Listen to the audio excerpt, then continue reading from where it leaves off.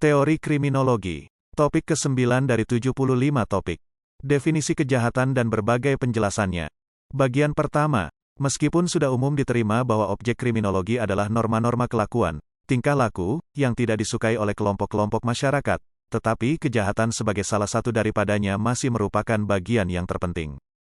Tentunya, secara umum dapat diketahui bahwa kejahatan terjadi oleh ulah manusia yang dalam usahanya untuk memenuhi kebutuhannya atau untuk memuaskan nafsunya sehingga sering lalai atau sama sekali tidak peduli dengan kepentingan orang lain. Akibatnya, terjadi pelanggaran yang menurut hukum pidana dapat merupakan kejahatan. Memang, tidak semua perbuatan egois semacam itu adalah kejahatan, terlebih jika dipandang dari sudut hukum pidana. Pasal 1 KUHP, misalnya, berbunyi, tiada satu perbuatan kejahatan yang boleh dihukum melainkan atas kekuatan aturan pidana dan undang-undang yang terdahulu dari perbuatan itu. Nullum crimen, nulla poena sine praevia lege poenalis. Merujuk rumusan ini maka setiap perbuatan, terlepas dinilai oleh masyarakat adalah buruk. Namun apabila perbuatan tersebut tidak diatur oleh hukum pidana, dengan dinyatakan sebagai perbuatan yang dilarang maka perbuatan tersebut tidak dapat dianggap sebagai kejahatan. Merujuk uraian di atas, maka secara singkat dapat dikatakan bahwa kejahatan adalah perbuatan yang mengandung beberapa unsur. 1. Perbuatan antisosial yang melanggar hukum pidana atau undang-undang pada suatu waktu tertentu. 2. Perbuatan yang dilakukan baik dengan sengaja maupun tidak dengan sengaja. 3. Perbuatan yang merugikan masyarakat baik secara ekonomi, fisik, jiwa, dan sebagainya. 4. Perbuatan tersebut diancam dengan hukuman oleh negara. Secara yuridis formal, dengan demikian, kejahatan merupakan perbuatan manusia yang bertentangan atau melanggar kaidah-kaidah hukum pidana. Sebagai contoh, pasal 362 KUHP merumuskan, barang siapa mengambil barang sesuatu yang seluruhnya atau sebagian kepunyaan orang lain, dengan maksud untuk dimiliki secara melawan hukum, diancam karena pencurian dengan pidana penjara paling lama 5 tahun atau denda sebanyak-banyaknya Rp900. Pasal 338 KUHP menyatakan, barang siapa sengaja merampas nyawa orang lain, diancam karena pembunuhan dengan pidana penjara paling lama 15 tahun. Atau pasal 285, barang siapa dengan kekerasan atau ancaman kekerasan memaksa seorang wanita bersetubuh dengan dia di luar perkawinan, diancam karena melakukan perkosaan dengan pidana penjara paling lama 12 tahun. Dari ketiga contoh di atas dapat diketahui bahwa suatu perbuatan yang dapat dikualifikasikan sebagai kejahatan harus ditetapkan sebagai demikian oleh penguasa melalui undang-undang pidana dengan ancaman sanksi pidana. Dengan adanya penetapan sanksi pidana, maka secara implisit suatu perbuatan telah ditetapkan sebagai kejahatan oleh penguasa. Dengan demikian, bagi seorang sarjana hukum yang berpendirian formal legalitas, kalau memberi pengertian kejahatan adalah sangat mudah. Hanya dengan membuka-buka halaman demi halaman KUHP atau Kitab Undang-Undang Pidana dapat memperoleh gambaran tentang perbuatan-perbuatan yang dikualifikasikan sebagai kejahatan. Semakin jelaslah kini bagi kita bahwa kejahatan adalah setiap perbuatan yang dilarang oleh undang-undang atau kegagalan untuk melakukan suatu perbuatan, yang diharuskan oleh undang-undang, yang dapat diberikan pidana dalam bentuk denda atau hukuman, hilang kemerdekaan, dibuang keluar daerah, pidana mati, dan lain-lain. Tingkah laku kriminal, sesungguhnya adalah tingkah laku yang melanggar hukum pidana. Bagaimanapun juga tingkatan sifat amoralnya, kesalahannya atau ketidakpatutannya menentukan bahwa sesuatu perbuatan atau tingkah laku tersebut dilarang oleh hukum pidana. Hukum pidana secara konvensional merupakan suatu kesatuan peraturan mengenai tingkah laku manusia yang telah diundangkan oleh kekuasaan politik, penguasa, dan berlaku bagi seluruh anggota masyarakat, dengan disertai ancaman hukuman yang dilaksanakan oleh negara. Karena itu sifat khusus yang membedakan hukum pidana dari kumpulan kesatuan norma-norma tentang tingkah laku manusia lainnya adalah politicality, specificity, uniformity, dan sanksi hukum. Politicality, hampir secara universal dipandang sebagai satu unsur yang perlu di dalam hukum pidana. Peraturan-peraturan tentang serikat buruh, gereja atau tentang keluarga tidaklah dipandang sebagai hukum pidana. Begitu pula pelanggar-pelanggar terhadap peraturan-peraturan ini tidak dianggap sebagai kejahatan.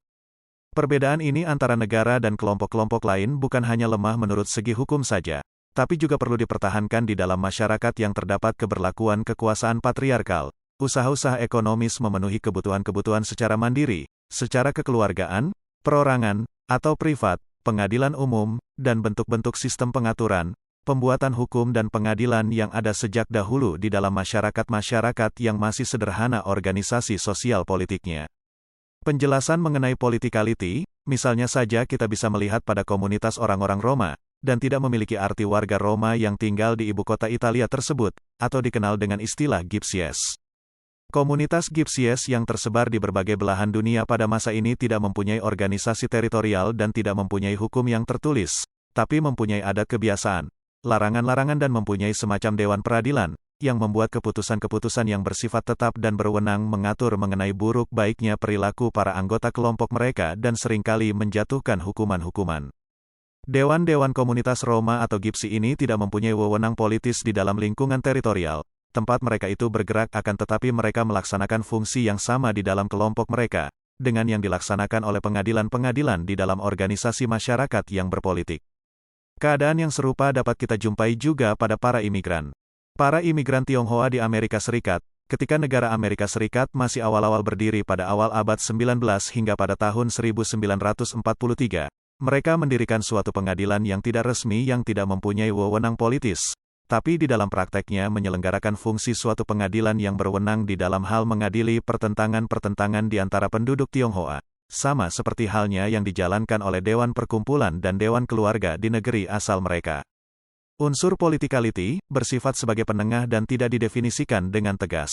Sistem-sistem hukum sejak dahulu, bersama-sama dengan hubungan yang berlaku sekarang antara opini publik dengan kewajiban-kewajiban hukum, menimbulkan ketidaktegasan.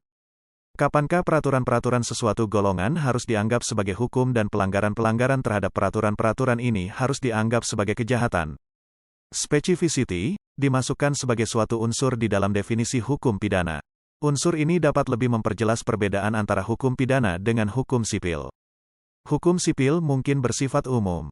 Suatu kode sipil Jerman misalnya, menentukan bahwa barang siapakah dengan maksud sengaja melukai seseorang lain dengan cara yang bertentangan dengan ukuran-ukuran perilaku yang benar maka harus memberikan ganti rugi kepada korban tersebut.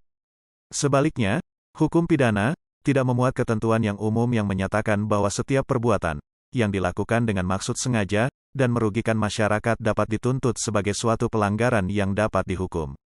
Maka sesuai dengan itu sering terjadi bahwa suatu perbuatan lain yang sangat bersama-sama sifat dan akibatnya tidak dilarang dan tidak bertentangan dengan hukum. Selanjutnya ada pula mengenai uniformity atau regularity, yang dimasukkan di dalam definisi yang konvensional tentang hubungan pidana karena hukum berusaha untuk memberikan keadilan yang tidak membedakan orang perorangan. Ini berarti bahwa tidak ada pengecualian di dalam hal yang didasarkan atas status sosialnya. Suatu perbuatan yang dilukiskan sebagai kejahatan adalah kejahatan yang tidak peduli siapapun juga orang yang melakukannya. Juga uniformity berarti bahwa proses pelaksanaan hukum akan diselenggarakan dengan tidak memperhatikan status orang-orang yang telah melakukan kejahatan atau yang dituduh melakukan kejahatan-kejahatan. Mengenai uniformity ini, misalnya mengenai peristiwa penangkapan 41 anggota DPRD Kabupaten Malang pada tahun 2018 lalu, karena kasus gratifikasi, oleh Komisi Pemberantasan Korupsi, KPK. Peristiwa ini menunjukkan bahwa KPK tidak tebang pilih dalam melakukan tugasnya, menindak tegas para pelaku gratifikasi tersebut, termasuk menutup mata bahwa apakah anggota DPRD yang sedang ditindak tersebut adalah dari partai pemenang pemilu atau bukan. Penal sanction, sebagai salah satu unsur di dalam definisi-definisi tentang hukum menunjukkan maksud bahwa para pelanggar hukum akan dihukum atau setidak-tidaknya diancam dengan hukuman oleh negara. Hukuman diberikan berdasarkan sikap yang tidak memakai perasaan dendam, dengan pertimbangan akal sehat para peninjau yang tidak memihak oleh para wakil negara. Namun demikian, suatu hukum yang tidak memuat sesuatu hukuman yang akan menimbulkan penderitaan, dipandang sebagai hukum yang tidak mempunyai kekuatan. Demikianlah materi ke-9 teori kriminologi. Channel ini membantu memahami mata kuliah bagi para mahasiswa di perguruan tinggi manapun di Indonesia, maupun masyarakat umum. Video tutorial ilmu hukum, ilmu pemerintahan, ilmu komunikasi, ilmu manajemen, ilmu administrasi dan lainnya disajikan di channel. Video tutorial dituturkan dan disubtitelkan agar dapat ditonton, dibaca sambil didengarkan. Untuk pemahaman yang lebih baik, putar dan dengarkan video tutorial berulang-ulang. Subscribe dan like, agar Anda mendapatkan update tutorial lainnya. Bagikan link video ini, agar teman lain juga mendapatkan manfaat channel ini. Sampai jumpa.